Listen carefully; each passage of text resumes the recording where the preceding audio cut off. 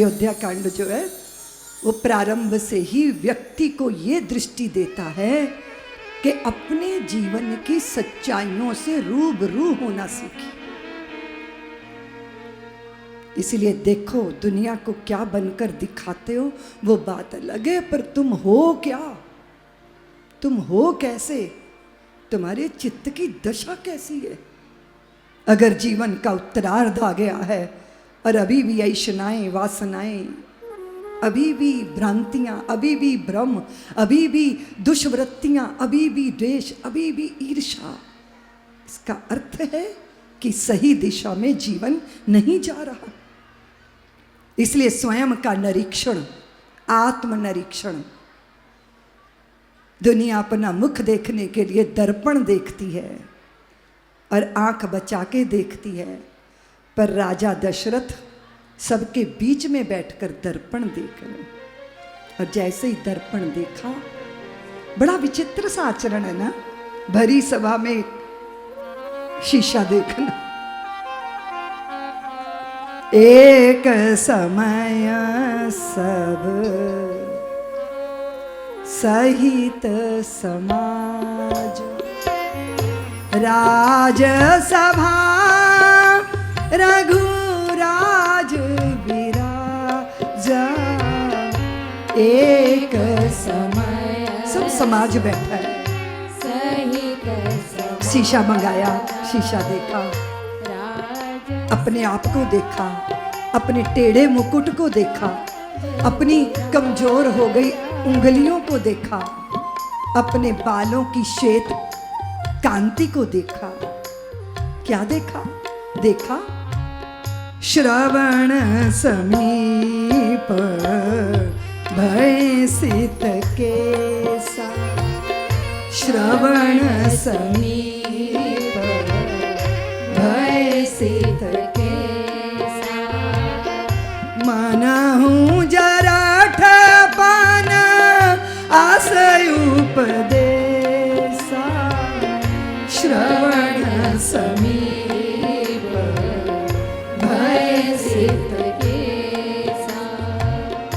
उंगलियां, अंगूठियां निकल निकल के भाग रही हैं, उंगलियां छोड़कर।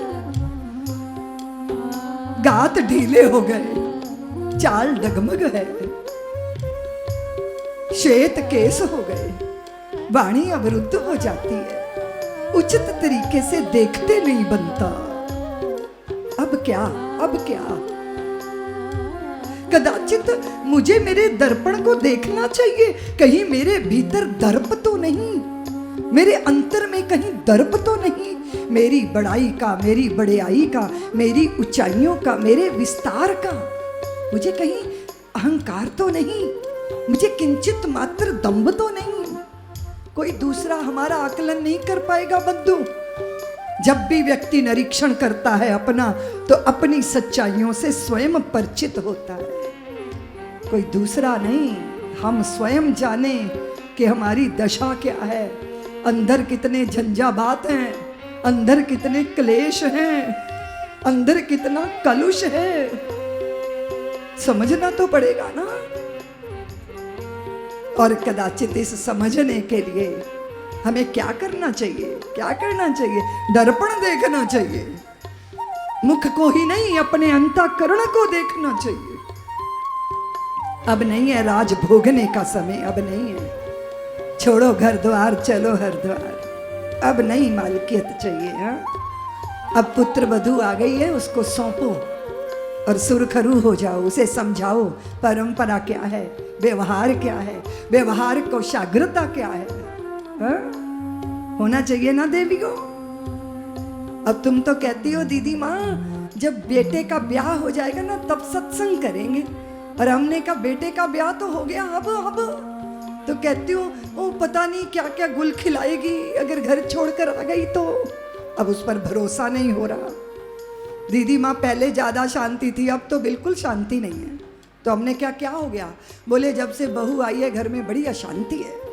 तो मैंने कहा वो जो पंडित लोग कहते हैं कि जब ग्रह दशा आती है सर पे तो लोहा दान करना चाहिए, तो तुमने तो लोहा दान में ले लिया, दहेज में क्या क्या लिया, क्या क्या लिया, क्या क्या लिया? फ्रिज ले लिया, वो लोहे का है ना। और क्या क्या लेती हो? गोदरेज की अलमारी, और क्या लेती हो? एसी कूलर, और क्या लेती हो? Car motorcycle. बताओ, क्विंटलों लोहा दान में लोगी तो ग्रह दशा टलेगी कि ग्रह दशा आएगी? बताओ क्या होगा माताओं? आएगी ना ग्रह दशा। और इस सारी क्लेश को काटने का सूत्र है मेरे पास। बता दूं? फार्मूला बताऊं? हाँ जी बोलो, तभी तो बताएंगे। तो जब तुम्हारी बहू रानी आती है तो तुम मुंह देखने में क्या करती हो? सोने के गहने, चांदी के गहने देती हो ना, मुंह दिखाई। इसकी कोई जरूरत नहीं है। जब बहू रानी का मुंह देखो ना तो ये कमर में लटकती हुई लोहे की चाबियां बहू को पकड़ा देना, सारी लोहे की गर्मी शांत हो जाएगी और तुम गुलाब की तरह खिली रहोगी। ठीक है ना? अब तुम कहोगी दीदी माँ सब चौपट करके ही जाए।